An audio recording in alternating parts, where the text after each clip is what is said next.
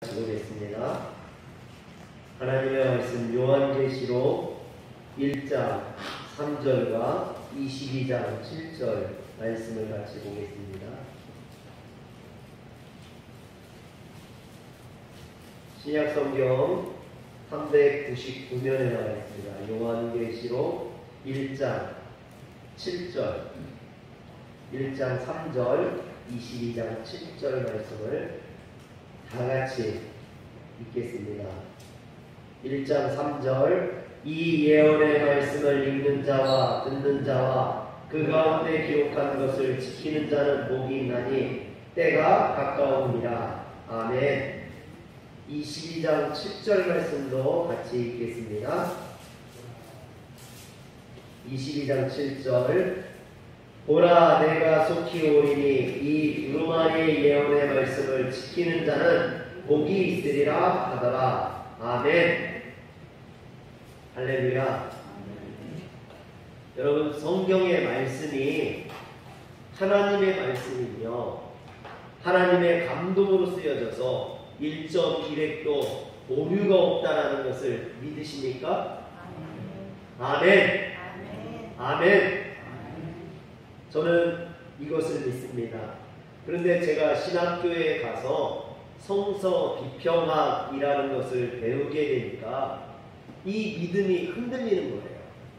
여러분, 본문 비평, 양식 비평, 문서 비평, 문학 비평, 편집 비평, 정경 비평, 사회주의 비평, 구주의주의적 비평, 이렇게 수많은 비평을 통해서 성경을요 나누고 쪼개고 또 비판하고 평가하고 이러다 보니까 성경을 막 난도질하고 나니까 과연 성경이 그리스 신화나 로마 신화와 다른 것이 무엇인가 회의가 들기도 하고 또 믿음과 신앙이요 바닥으로 떨어지는 그런 경험을 했습니다. 그래서 신학교에 이런 말이 있습니다. 1학년 때는 목사, 2학년 때는 장로, 3학년 때는 평신도, 4학년 때는 불신자가 된다. 여러분, 신학교에 들어갈 때는요 은혜 받고 성령 충만해서 다들 목사님들처럼 거룩해서 들어오는데 신학을 배우면 배울수록 이상하게 더 신앙은 떨어지고 믿음도 떨어지고 오히려 성경이나 교회나 목회자들에 대해서 비판적인 시각만 늘어나더라는 것이죠. 그런데 여기에서 멈추면 안 됩니다.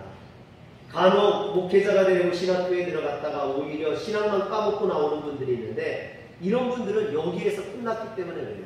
사실은 여기 바닥까지 이렇게 떨어졌다가 여기서부터 다시 은혜를 경험하고 신앙으로, 믿음으로 다시 올라와야 되는 겁니다. 그래서 성경이 무엇인지, 예수님은 누구신지, 또 하나님께서 예수 그리스도를 왜 보내주셨는지, 왜 우리에게 성경을 주셨는지 이런 것들을 다시 한번 생각하고 정립하고 하나님을 만나는 시간, 이런 시간이 필요한 거예요. 이런 시간을 통해서 목회자가 연단받고 참다운 목회자로 양성될 수 있는 거죠.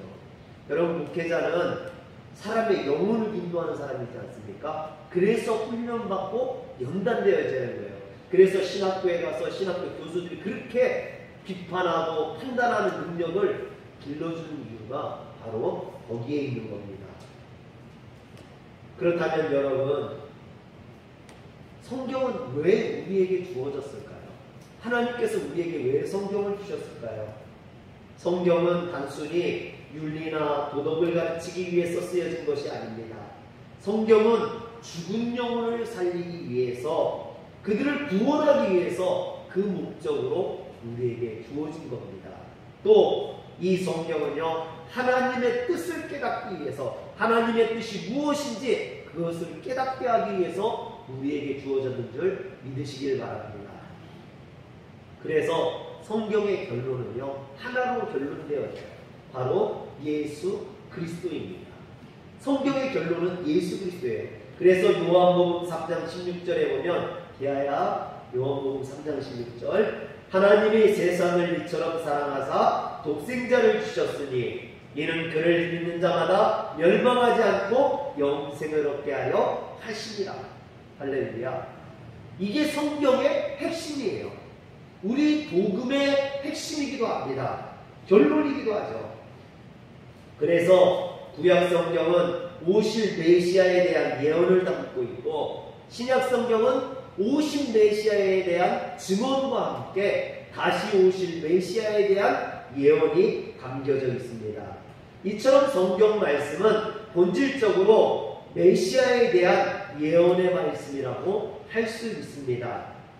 이것이 어쩌면 다른 책과 성경이 구별될 수 있는 성경만의 독특한 특징이라고 볼 수 있는 거죠. 그런데 일반적으로 성경에 예언의 말씀이라고 하면 사람들은 오해를 합니다.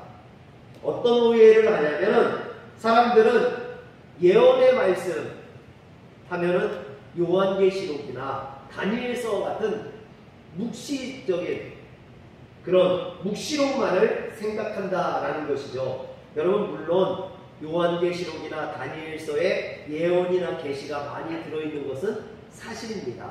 그러나 요한계시록이나 다니엘서만 들어있는 게 아니라 하나님의 예언의 말씀은 모든 성경에 다 들어있다라는 것이죠. 그래서 베드로후서 1장 20절에서 21절에 보면, 먼저 알 것은 성경의 모든 예언은 사사의로 이풀 것이 아니니 예언은 언제든지 사람의 뜻으로 낸 것이 아니요 오직 성령의 감동을 하심을 받은 사람들이 하나님께 받아 말한 것이니라 하겠습니다. 모든 예언이라고 해요. 모든 예언. 성경 속에 있는 이 모든 예언, 모든 말씀 속에는 하나님의 예언이 담겨 있고, 그 예언은 성령님을 통해서 주어지셨다라는 겁니다. 그래서 구약 성경에도 보면요, 메시아에 대한 예언이 300여 개가 넘게 나와 있습니다. 오실 그리스도가 베들레헴이라는 작은 마을에서 태어나실 것이며, 처녀의 몸에서 태어나실 것이고, 탄생 후에는 애굽에 내려갔다가 오실 것이며, 어린 나귀를 타고 예루살렘에 입성하실 것이고, 그의 백성들에게 거절을 당하실 것이며, 제자들에게 은 30에 팔리실 것이고, 조롱받고 채찍을 맞으실 것이고, 십자가에 못 박혀 죽으실 것이며, 유월절 어린 양으로 대속제물이 되실 것이며, 장사 지낸 지 사흘 만에 부활하실 것이다라는 이런 예언들이 성경 속에 이미, 구약 성경 속에 이미 다 예언되어져 있다라는 것이죠. 그런데 이런 예언의 말씀은 주님께서 이 땅에 오시기 전 600년, 빠르게는 700년 그 이전에도 예수님에 대한 예언이 주어졌다라는 겁니다.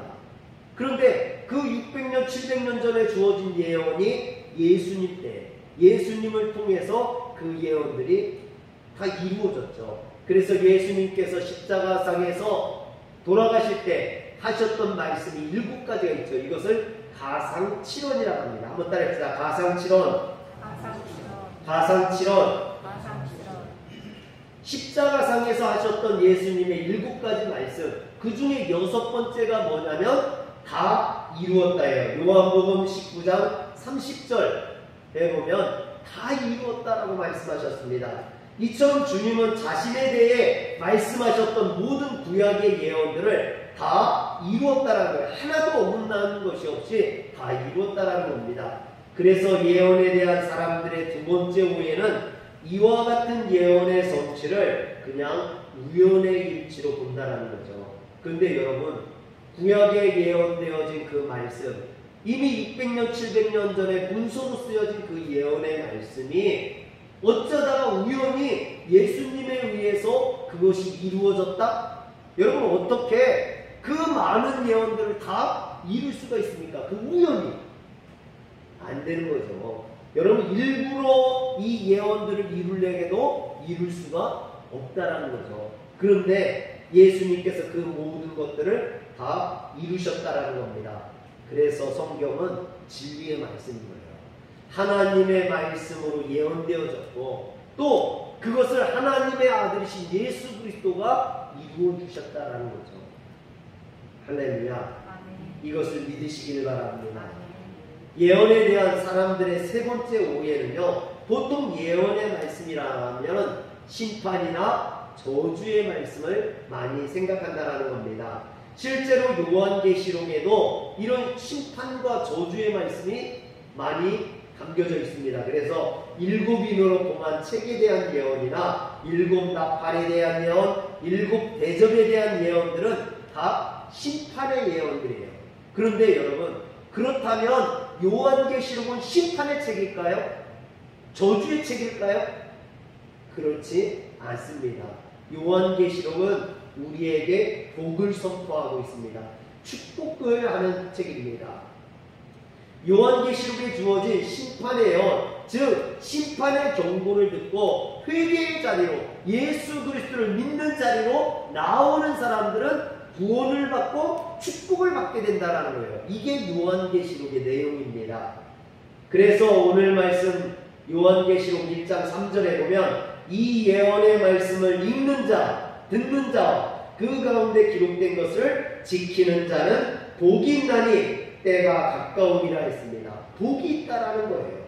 또 요한은 이 축복의 예언을 아시아에 있는 7교회들에게 썼습니다. 그래서 요한계시록의 수신자는 초대교회의 7교회,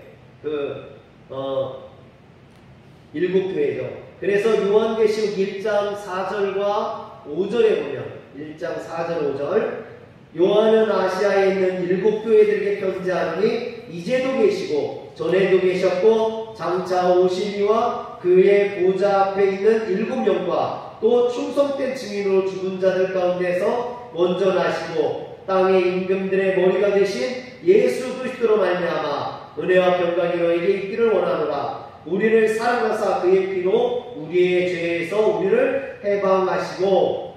여러분, 이렇게 7교회들에게 쓰여진 편지가 바로 요한계시록이죠. 그런데 이 7이라는 숫자는 성경에서 항상 완전수입니다. 하나님의 숫자, 완전수죠. 그래서 7교회는 소아시아에 있는 7교회를 의미할 뿐만 아니라 이것은 모든 시대, 모든 교회를 다 의미한다는 거죠. 즉 이 요한계시록은 소아시아에 있는 7교회만 주어진 게 아니라 오늘날 우리에게까지도 주어지는 그런 하나님의 말씀인 줄 믿으시길 바랍니다.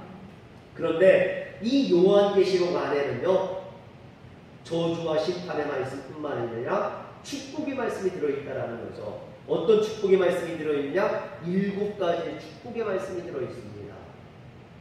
7번의 축복을 선언하고 있는데 여기에서 7이라는 것도 모든 축복이라는 거예요. 즉 7교회가 모든 교회라면 7 축복은 모든 축복으로 의미하죠. 모든 교회에 주는 모든 축복. 그래서 오늘 읽은 1장 3절에 복을 선포하고 있고요. 또 14장 요한계시록 디아야 14장 13절 또 내가 들으니 하늘에서 음성이 나서 이르되 기록하라. 지금 이후로 주 안에서 죽은 자들은 복이 있도다 그랬습니다. 그리고 요한계시록 16장 15절 보라 내가 도둑같이 오리니 누구든지 깨어 자기 옷을 지켜 벌거벗고 다니지 아니하며 자기의 부끄러움을 보이지 아니하는 자는 복이 있도다 그랬습니다. 또 19장 9절 천사가 내게 말하기를 기록하라. 어린 양의 혼인잔치에 청함을 받은 자들은 복이 있도다 하겠습니다. 20장 6절 이 첫째 부활에 참여하는 자들은 복이 있고 그랬고요. 22장 7절 보라 내가 속히 오리니 이 두루마리의 예언의 말씀을 지키는 자는 복이 있으리라 했습니다. 또 요한복음 22장 14절 자기 두루마기를 빠는 자들은 복이 있나니 했습니다. 이렇게 요한계시록에는 7번의 축복을 선언하고 있습니다. 그런데 이 축복, 7번의 축복 가운데 첫 번째 축복, 우리가 읽은 요한계시록 1장 3절의 축복을 뭐라고 하냐면 말씀의 축복이라고 합니다. 한번 따라합시다. 말씀의 축복. 말씀의 축복. 말씀의 축복. 말씀의 축복. 그런데 이게요, 그냥 말씀의 축복이 아니라 예언된 말씀의 축복이에요. 하나님께서 예언하신 그 말씀의 축복이 있다는 겁니다. 그렇다면 우리는 어떻게 이 말씀의 축복을 누리면서 살아갈 수 있을까요? 우리의 삶 가운데 이런 말씀의 복을 누리면서 살아야 되는데 우리가 어떻게 하면 이 말씀의 축복을 살아가느냐는 거죠. 오늘 말씀은 그것을 우리에게 잘 깨닫게 가르쳐주고 있습니다. 첫째는 1장 3절에 보면요, 이 예언의 말씀을 읽는 자와 그랬어요. 읽는 자에겐 복이 있다라는 겁니다. 우리는 이 말씀을 부지런히 그래서 읽어야 합니다. 여러분, 과거에는 성경이 흔치 않았죠. 그래서 성경을 돌려서 읽기도 하고 성경을 매우 귀중하게 여기고 성경을 가지고 있는 것을 소중하게 생각했습니다. 저도 처음 교회에 다닐 때는 성경이 없었어요. 성경을 사고 싶었지만 부모님이 교회를 다니지 않고 교회에 대해서 반대하셨기 때문에 성경을 사주시지 않았습니다. 그렇다고 제가 용돈이 많아가지고 성경을 살 수 있는 형편도 안 됐고요. 그래서 교회에서 주는 우리 장로님들이 전하는 그 기도원 성경, 신약 성경과 시편만 담겨있는 그 성경을 제가 갖고 다녔어요. 그랬더니 친구가 생일날 찬송가를 하나 사주더라고요. 그래서 그 기도원 성경하고 찬송가를 가지고 고등학교 때 이제 교회를 다녔는데, 그리고 나서 이제 대학교 시험을 보고 겨울방학 때, 고3 겨울방학 때 제가 처음으로, 난생 처음으로 노가대라는 걸 해봤어요. 노가대를 했더니 45,000원을 주더라고요.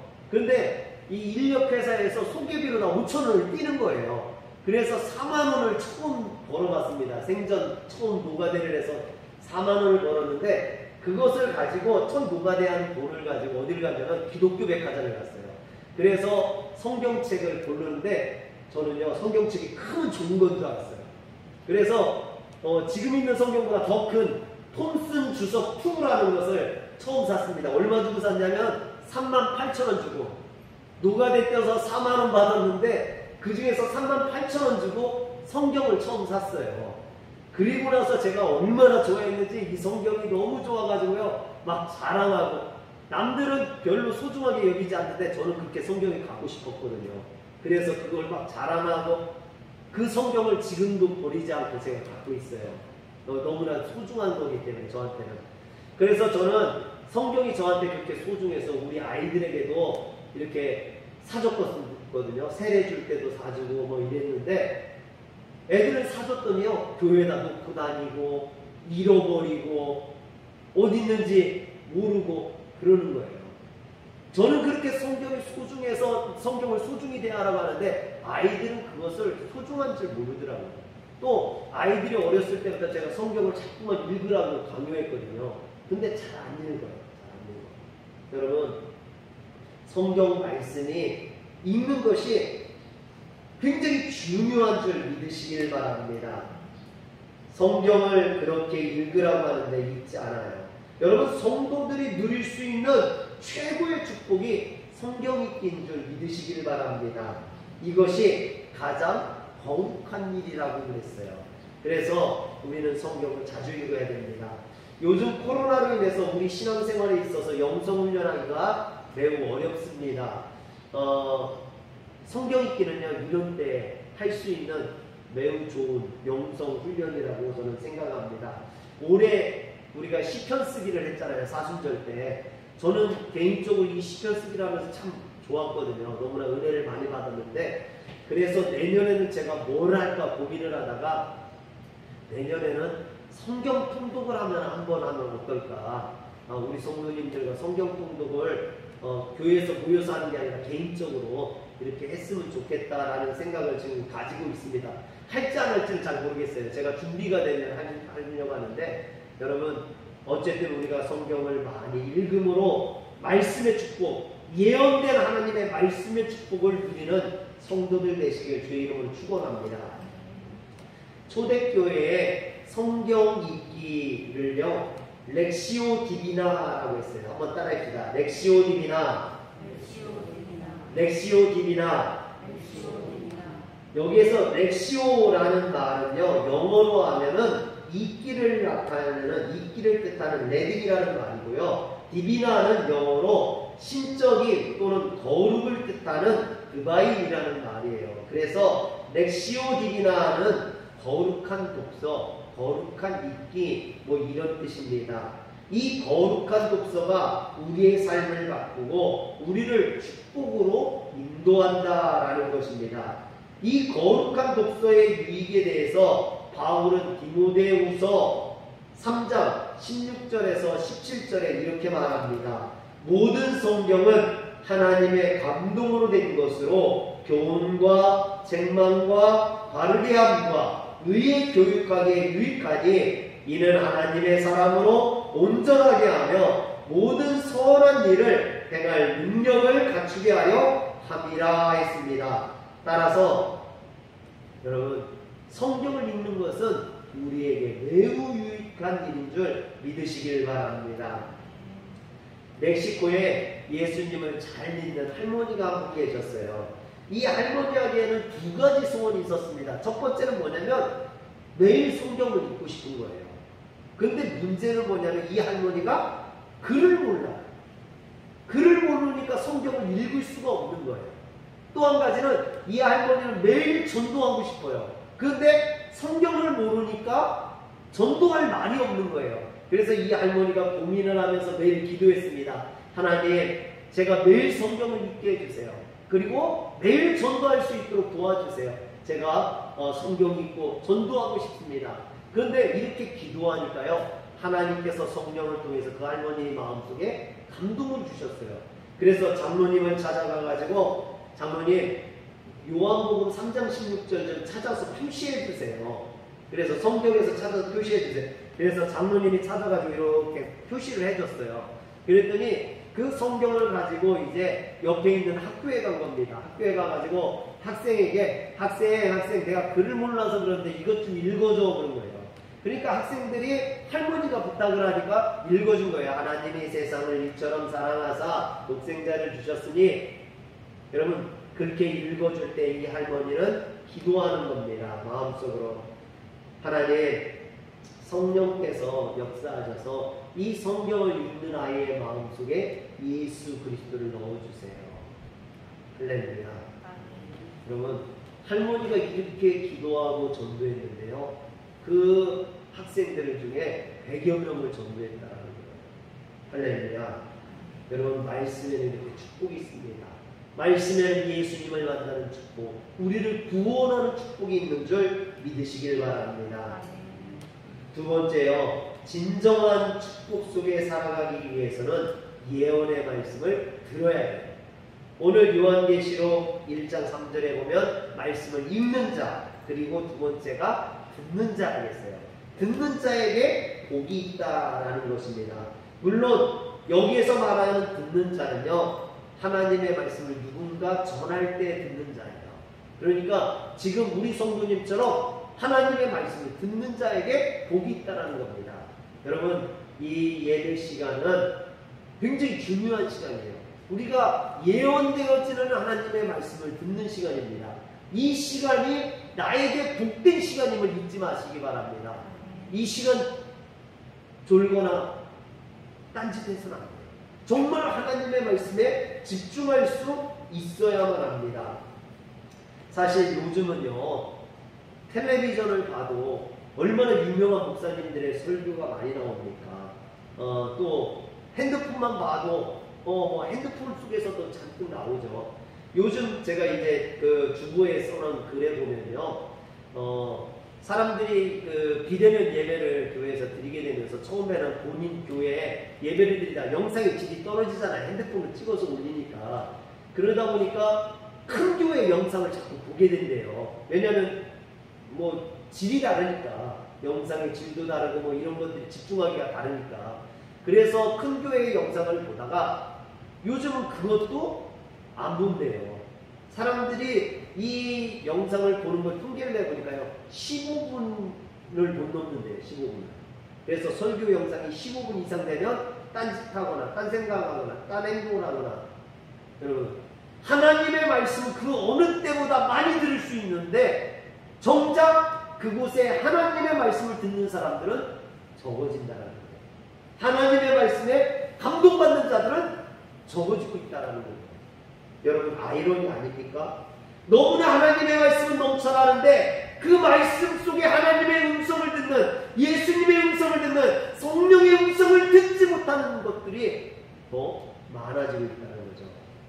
요한계시록 말씀을 계속 읽어보면 소아시아의 7교회를 향한 예수님의 말씀을 전달하면서 이렇게 말합니다. 요한계시록 2장 11절. 귀 있는 자는 성령이 교회들에게 하시는 말씀을 들을지어다. 이기는 자는 둘째 사망의 해를 받지 아니하리라. 여러분, 왜 귀 있는 자는 들으라고 할까요? 여러분, 다 귀 있잖아요. 귀 없는 사람이 어디 있습니까? 그런데 왜 귀 있는 자라고 할까요? 그 얘기는 귀가 있다고 다 듣는 게 아니라는 거죠. 하나님의 말씀은요, 정말 마음으로 들어야만 그 말씀이 와닿을 수 있지, 귀가 있다고, 귀가 열려져서 듣는다고 정말 이쪽 귀로 들어갔다 이쪽 귀로 나와버리고 끝나는 거죠. 그래서 보통 말씀을 로고스라고 합니다. 그런데 내 마음에 와서 담겨지는 말씀, 그것은요 로고스라고 하지 않고 레마라고 해요. 여러분, 여러분들에게 오늘 이 시간 여기에서 선포되어지는 말씀이 여러분들에게 레마로 다가와야 된다는 거예요. 내 마음속에 영감으로 다가올 수 있어야 되는 거죠. 졸다가 들으면 아니 영감이 무슨 말을 했나? 그런 게 아니라 성령의 감동으로 내 마음에 와닿는 말씀, 그게 레마라는 거예요. 우리가 어떤 말씀을 수없이 읽고 들었음에도 불구하고 아무런 감동이 없었어요. 그런데 어느 날 갑자기 그 말씀이 나에게 와서 닿을 때가 있어요. 그 말씀에 감동이 될 때가 있습니다. 충격이 되고 특별한 말씀으로 다가올 때가 있어요. 그게 레마예요. 사랑하는 성도 여러분, 이 예배 시간에 여러분들에게 들려진 이 말씀이 여러분들에게 말씀의 감동으로, 말씀의 경험으로, 레마의 경험으로 다가오시길 주의 이름으로 축원합니다. 그래서 영성신학자였던 유진 피터슨이 이 책을 먹으라는 책에서 말씀 듣기의 핵심은 묵상이다 그랬어요. 묵상.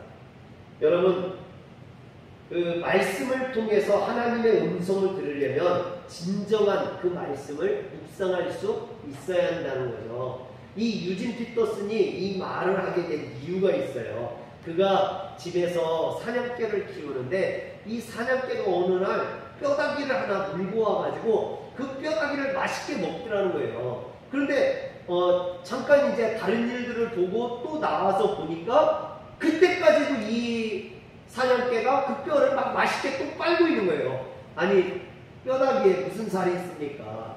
뼈다귀에 살도 없는 그 뼈를 계속해서 빨고 또 빨고 핥아먹고 있는 거죠. 여러분, 이것을 보면서 깨달은 거예요. 우리가 하나님의 말씀을 묵상한다, 이것이 이와 같은 거구나. 그러면서 한 가지 말이 생각나는데 그게 뭐냐면 히브리어의 하가라는 말이에요. 하가.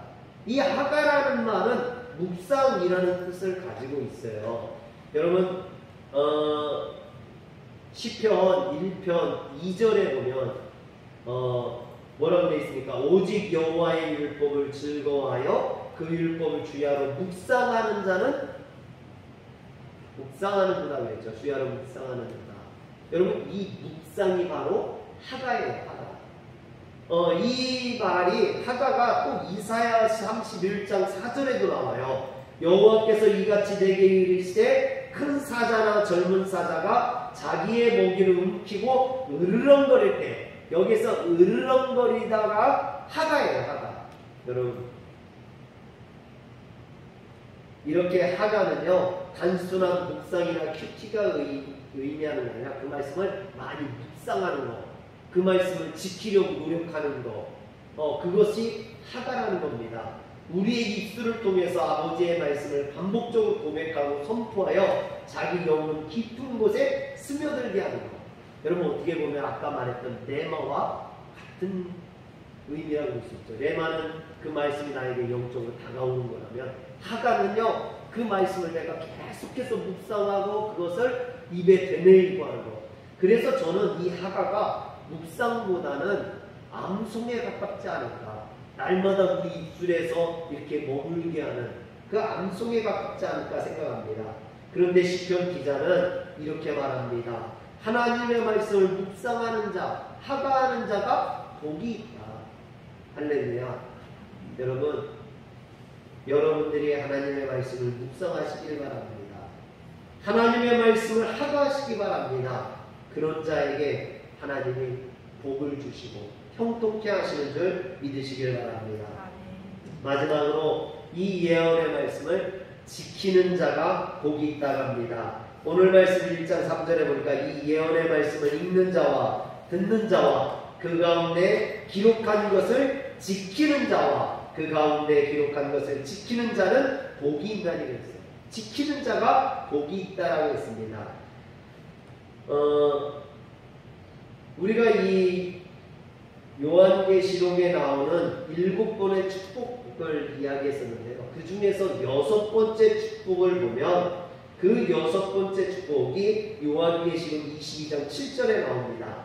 보라 내가 속히 오리니 이 두루마리의 예언의 말씀을 지키는 자는 복이 있으리라. 여기에서도 지키는 자는 복이 있다라고 이야기하고 있죠. 여기에서 지키다라는 말은 호테론이라는 말인데 이것이 현재 분사형으로 쓰여져 있어요. 그래서 지금도 여전히 계속해서 지키고 있는 사람으로 의미합니다. 한 번 지키고 끝나는 것으로 되는 게 아니에요. 한 번 지킨다고 복이 오는 게 아닙니다. 이것을 계속해서 지키는 사람에게 복이 있다라는 겁니다.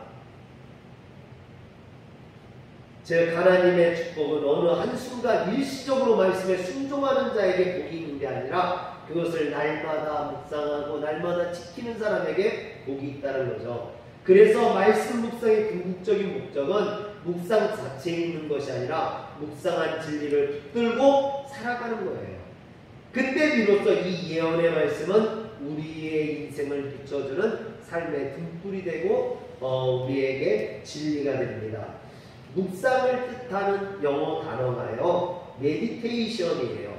그런데 약국의 약, 우리가 먹는 약이 메디슨이죠. 이 메디테이션과 메디슨은 같은 어원을 가지고 있습니다. 여러분 묵상을 잘하는 것이 삶의 양약이 되는 줄 믿으시길 바랍니다. 그런데 중요한 것은요, 이것을 지속적으로 먹어야 된다는 거예요. 여러분들 보약 드셔보셨죠? 보약을 한번 딱 먹었다고 막 온몸에 힘이 나고 막 건강해지고 그러나요? 그렇지 않습니다. 보약은 적어도 뭐 3개월, 뭐 1년 이렇게 꾸준히 먹어야 그것이 힘이 됩니다. 그런데 마약은 어떻습니까? 마약은요, 한 번만 딱 먹어도 이렇게 힘 돌아가지고 그러죠. 여러분, 오늘 하나님의 말씀은 그런 거예요. 우리가 한 번 먹었다고 되는 게 아니라 보약처럼 인생에 대해 꾸준히 하나님의 말씀을 묵상할 때 그것이 우리에게 힘이 되고 능력이 되는 줄 믿으시길 바랍니다. 그래서 유진 피터스는 묵상의 절정이 묵상한 말씀으로 나날의 일상을 사는 것이다 라고 말했습니다. 묵상의 마지막 작업은요, 이 묵상하는 것이 하나님의 말씀이 우리의 살과 뼈가 되고 우리의 심장이 되고 우리의 호파가 되고 할렐루야. 여러분 이것을 뭐라고 하냐면 이렇게 하나님의 말씀이 내 삶에 삶이 되고 뼈가 되는 것을 성육화 작업이라고 해요. 성육화 작업. 그 말씀이 내 삶에 힘이 되고 능력이 되어야 됩니다. 그러므로 이제 우리는 그 말씀으로 살아야 합니다. 기적은 이때부터 일어난다는 거예요. 말씀을 한 번 읽었다고 놀라운 역사가 일어나는 게 아니에요. 목사님, 내가 큐티 한 번 했으니까 나에게 능력이 나타날 거예요. 기적이 아니에요. 여러분, 한 번 한다고 나타나는 게 아니라 그것을 꾸준히 열심히 해야 됩니다. 분명한 것은요, 한 번 한 사람과 한 번 안 한 사람과 차이가 없어요. 그러나 그것이 한 달이 되고 1년이 되고 10년이 되면 분명히 하나님의 말씀을 묵상한 사람과 묵상하지 않은 사람과는 영적인 차이가 난다는 겁니다. 할렐루야. 그러므로 여러분들이 하나님의 말씀을 묵상하고 읽고 그것을 듣고 그것을 지켜 행함으로 인하여서 하나님의 놀라운 축복과 은혜를 누리는 성도들 되시게 주의 이름으로 축원합니다. 기도하겠습니다. 전능하신 하나님, 오늘 하나님의 예언된 말씀을 읽는 자, 듣는 자, 그것을 지켜 행하는 자가 복이 있다 하셨사오니 오늘 하나님의 말씀을 우리가 듣고 이 말씀이 나에게 내 마음으로 다가오게 하시고 날마다 그 말씀을 묵상하는 하가하는 저희들이 되어서 정말로 그 말씀을 따라 살아갈 때 우리의 인생이 복되어지는 인생, 형통하는 인생, 하나님들 푸른 초장 쉴만한 물가로 인도받는 그런 인생이 되게 하여 주시옵소서. 우리 주 예수님의 이름으로 기도합니다. 아멘. 찬송가 51